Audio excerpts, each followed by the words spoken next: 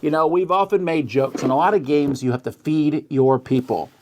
Well, here we go, folks. Finally, this is a game that is solely about feeding your people. It is the whole point of this game. Yeah, you build some monuments and some other stuff, but it's about feeding your people. In this game, you're trying to get a bunch of workers to get food.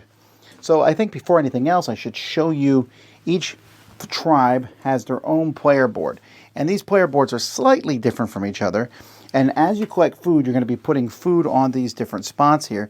And sometimes you can process food.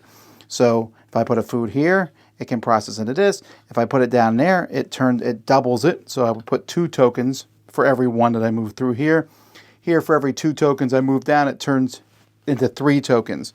There are different types of ingredients. These aren't very useful, but these turn into food.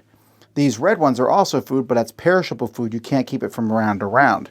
The green ones are like really good food, especially that delicious grub. These will give you a point, a happiness point as you eat them.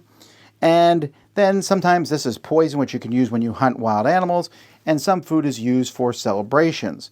So like I said, each board has a slight difference. Each food tribe has a different celebration food. You're going to be taking turns placing workers. You'll be placing workers around these spots up here to get happiness points and to build monuments on the board. You're placing workers here to hunt food down. There's different types, but at the end of a round, these types are going to move down or up depending on how many people went there. There's 2 numbers. If you're the only person to go, you'll get more food. If multiple people go, then you get less food. And again, it depends on how plentiful it is. And these are animals that you'll be able to hunt and can, with poison, be able to get more of them. Placing workers here simply lets you process food, moving it down the lines on your board. And then down at the bottom of the board, you have places to get tools where you'll have cards that will help you as you process your different foods. Different types of food, you'll be able to, build some combos up there. If you don't know what else to do, you can put people down here to get 2 happiness points.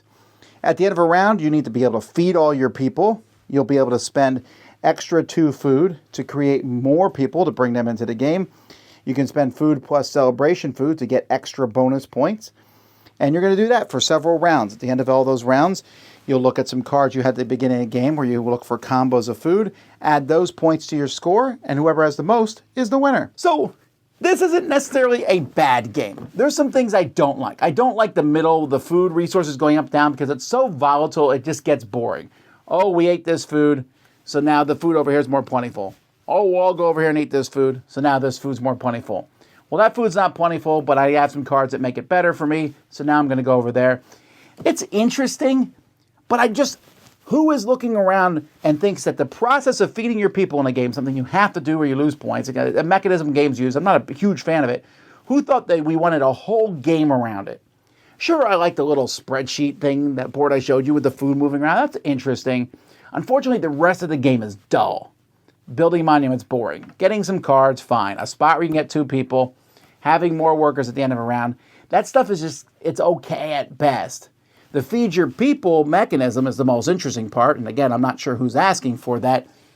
But the getting the food and processing the food, there's some interesting things there, but not enough to make me want to keep coming back to this. But if you think feeding your people is the most fun part of Agricola, boy, do I have the game for you.